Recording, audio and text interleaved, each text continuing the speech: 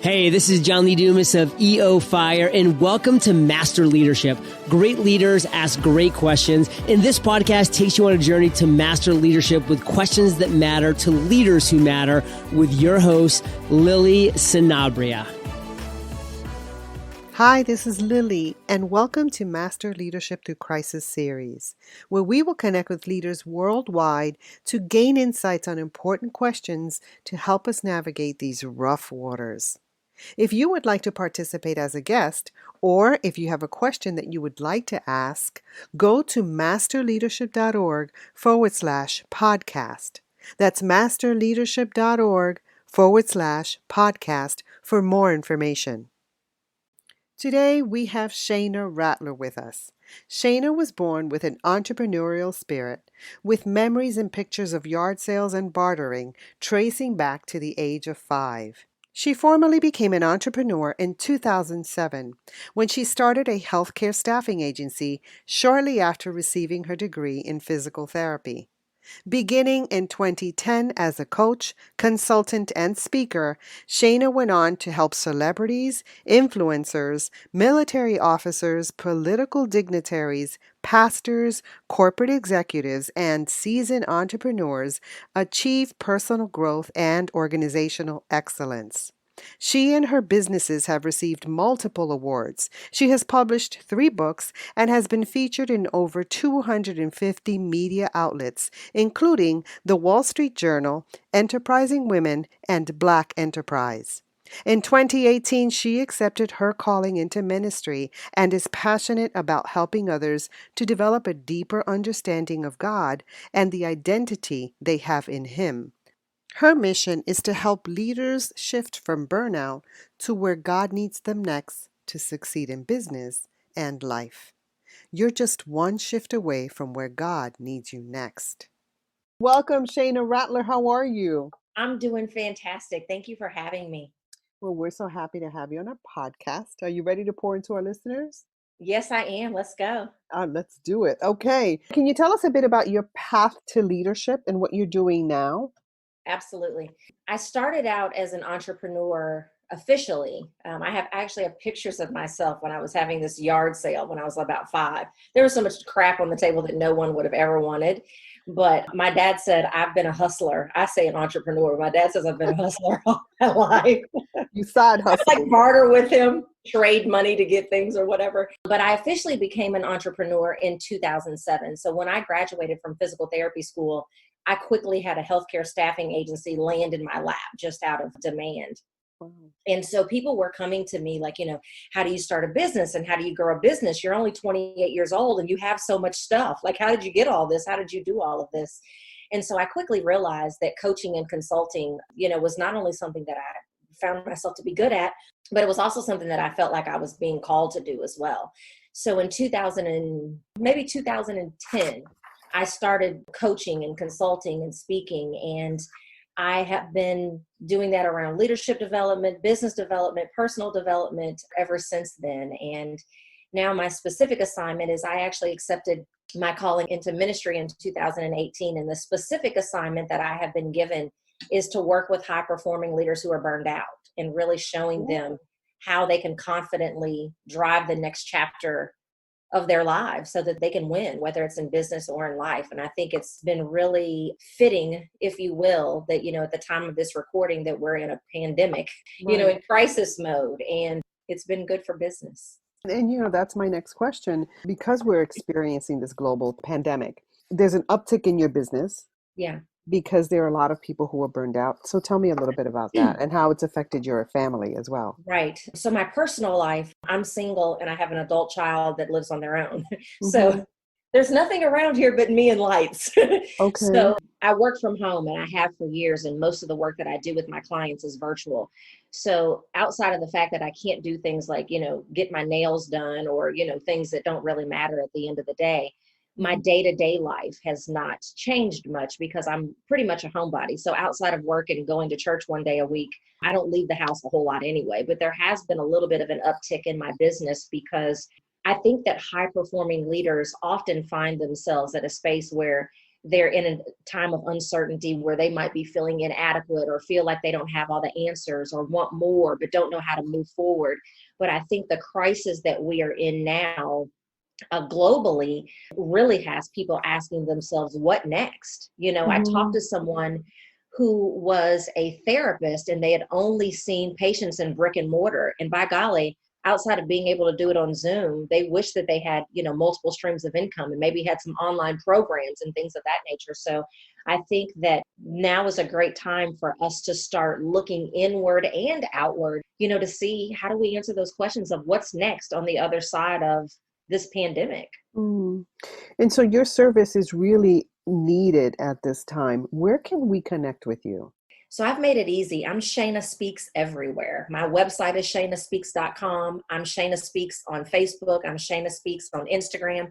So as long as you spell my name with a Y, Shayna, you can pretty much find me on any platform because I'm the same name everywhere. Okay, that's perfect. Now, Shayna, what resources, quotes, or advice has helped you most during this crisis? One of the quotes / advice that I was given years ago that I've kind of lived by, and it's even more applicable now, is to keep going even when you don't feel like it, right? Because as entrepreneurs, it's easy to be like, oh my gosh, why am I doing all of this? Like all this blood, sweat, and tears for little reward, or things that are not taking off as fast as I thought they would, or I just don't feel like it today.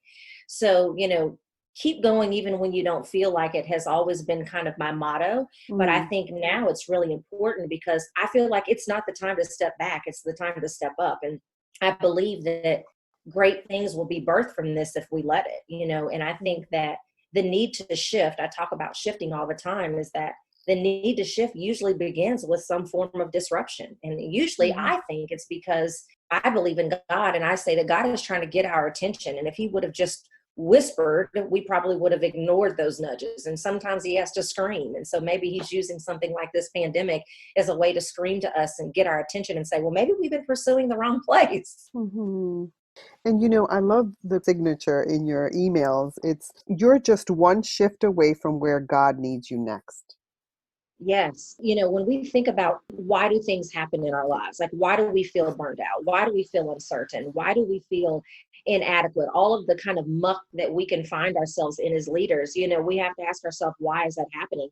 And I think that a lot of times we're pursuing the wrong place, whether that's a physical place, like maybe we're in the wrong job, or maybe we're in a job and we need to explore entrepreneurship, or maybe it's a relationship, a mindset, or anything that we might be putting our energy into that's not really on the path that's going to get us close to destiny. I think that those are the reasons why things happen, to get our attention so that we'll pay attention to it. I know me, I'm a little bit hard-headed.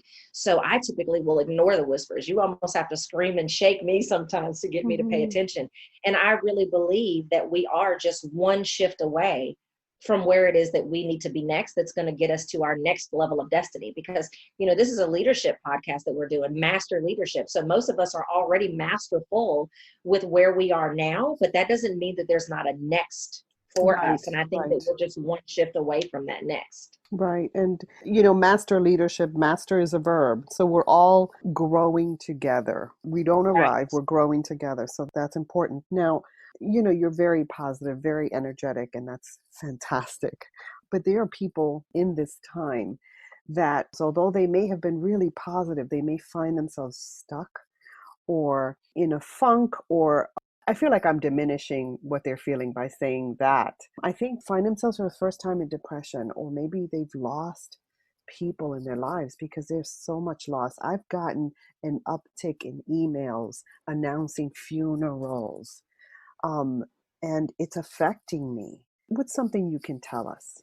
This sounds cliche, but I know that it's true, is that this too shall pass. And we're in an ever-changing world. And, I hope that we don't ever find ourselves where, virtual funerals become a thing of the norm.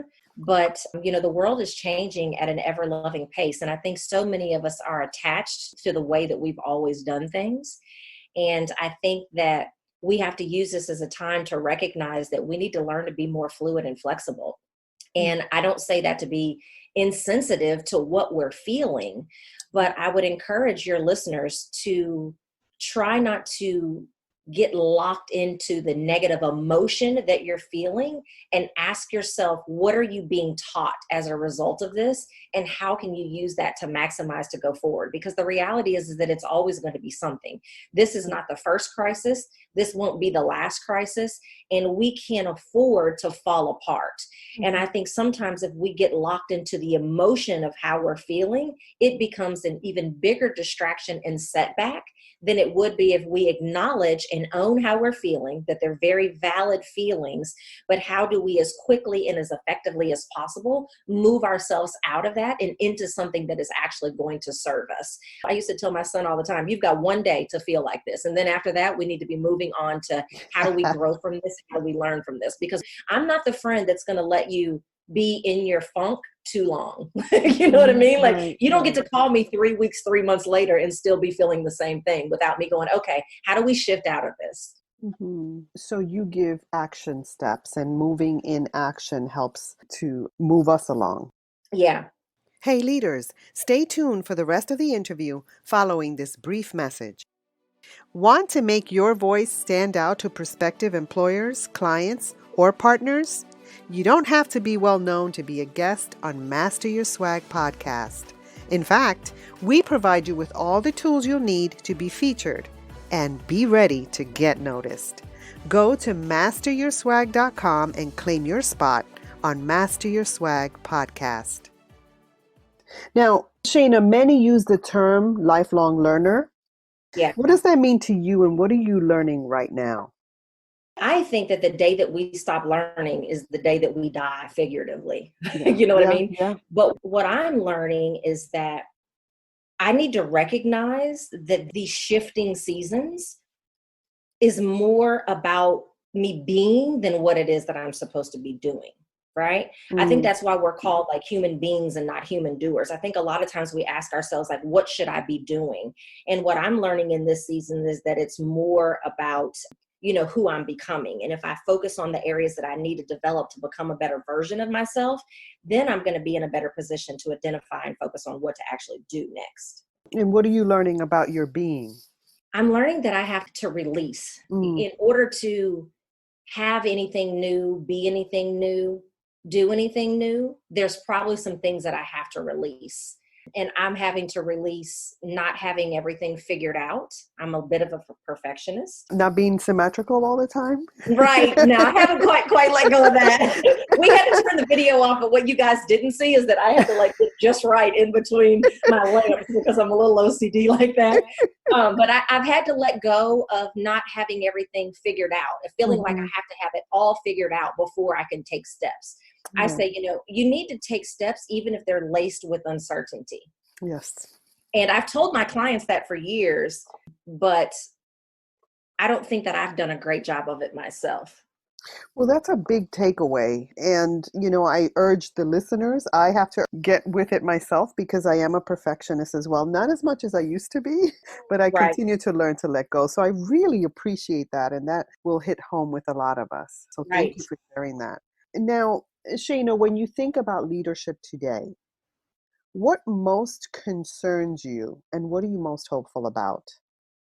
I'm most concerned because I have found that many high-performing leaders, I feel like we don't have a safe space where we can openly admit that we're burned out or that we're feeling inadequate or uncertain about how to move forward. And those of us who have a certain level of faith, I think sometimes we struggle to incorporate our faith into our professional roles, into our decision making. And it really concerns me that there are not enough places out there to give those of us who are in leadership a safe place to land and a safe place to go, I don't know. And what I'm most hopeful about is that people like you and I will just continue to create those platforms that make that possible. I love that because as you were saying that, I'm thinking I want to create a safe space, and I'm hoping that this is a safe space for you. It is. I love, when I am on corporate platforms, if you will, I always have to be more mindful of their culture and more mindful of the can and can't. And I feel like when I'm on the platforms of when we kind of run our own show, that it gives me a little bit more liberty to really just be myself and say, I don't know everything and I don't have it all figured out. And as soon as I thought I had it figured out, boom, I was hit with some form of disruption and now I'm lost again. You know what I mean? Like, it's Yeah. okay to say that, but I think that there are some environments, especially organizational environments, that have jaded us to think that we always have to have the answers, right? Right. When I do a corporate training, I say, you don't have to know anything in here. This is an environment where we actually get to co-create the answer. And it's always amazing to me how you can see people just this huge sigh of relief and like melt back into their chairs and go, yes, I can finally take my cape off and say, I don't know. Right. I love that. And I appreciate that you bring that up because, not knowing or saying that you don't know can be scary for some people, especially when you perceive yourself or you're in a leadership role. Right. I also love what you said to co-create. Mm-hmm. Why is that important? Well, for me, I think that the best solution is one where both sides, top and bottom, have Mm-hmm. input. I'm a big fan of, even in sales, I never go to a client with an off the shelf template solution. Because guess what? I don't know what you want to need until I give you the opportunity to figure out what's working, what isn't working, what you would like to see happen, and what you want to need. And so if we just address everything, I call it creating in a vacuum, right? If I just sit at my desk and figure out what the solution is, it's very one-sided and you don't even realize until you start implementing it if it's going to work. So I think co-creation is the best solution to everything because everyone gets to give their input. It gets to look like what everyone wants it to look like. And it sure does save you some time and energy from going back and recreating. Right. And you know what? Speaking of co-creating, I had a guest on yesterday who has a question for you. Okay. We're opening the platform to that where people can just email their questions in so that we can connect. I will answer anything. Okay, so here we go. I'm an open book. So here we go.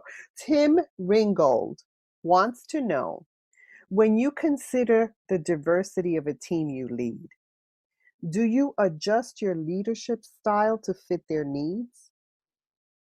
Yes, absolutely. I was actually at one point in my career certified in the DISC profile. Mm-hmm.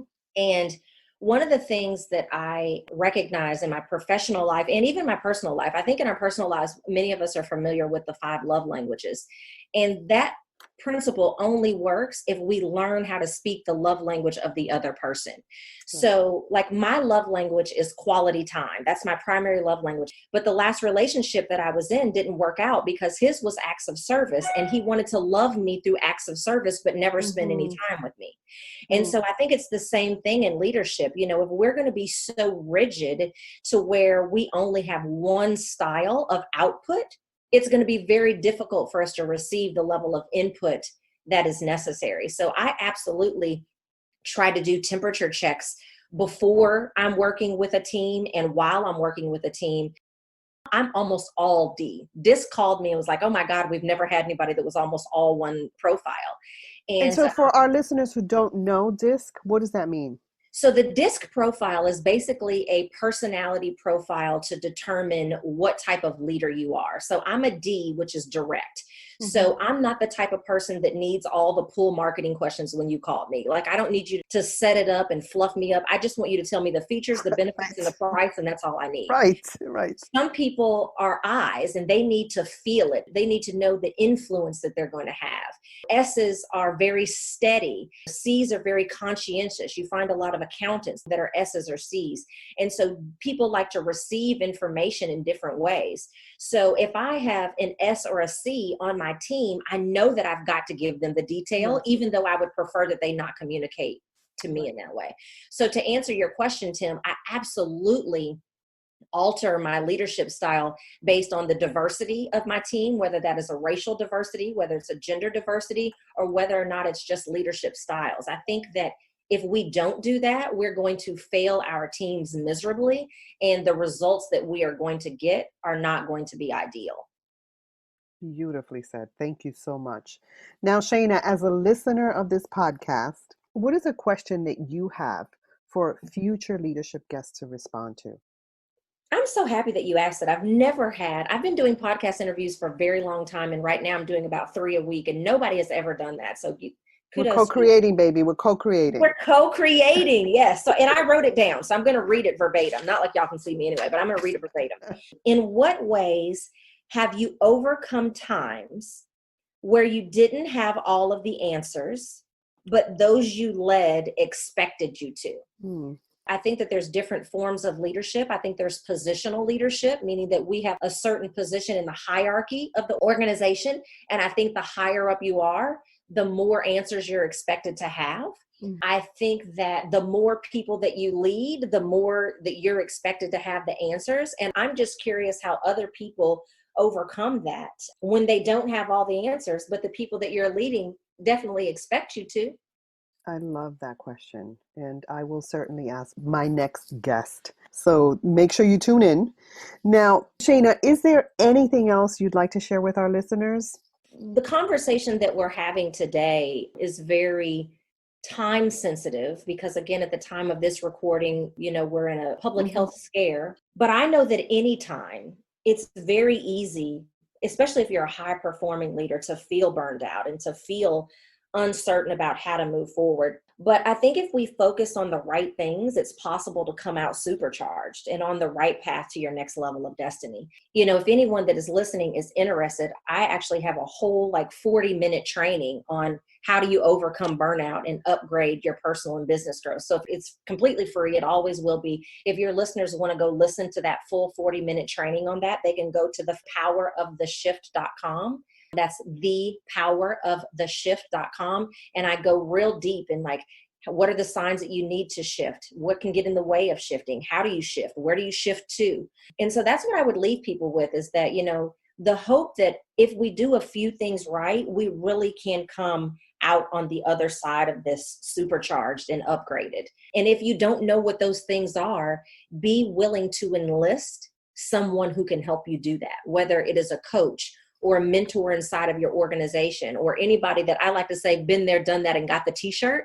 If you can't figure out what those few right things are, find that person that you can co-create with so that you make sure that you come out on the other side of uncertainty a lot more certain. Well, Shayna, I had such a great time. I learned a lot, and I want to thank you so much for adding value to me and to our listeners. You're absolutely welcome. Thank you for having me. Listen, have a great day and stay safe and have fun. You too. Have a great weekend. In closing, here's a quick message. Coaching is the art of influence that underpins leadership in the 21st century. It is the very thing that can get you from being stuck to being extraordinary. So go to masterleadership.org and sign up to get a free coaching session. Until next time, continue to ignite that leader in you.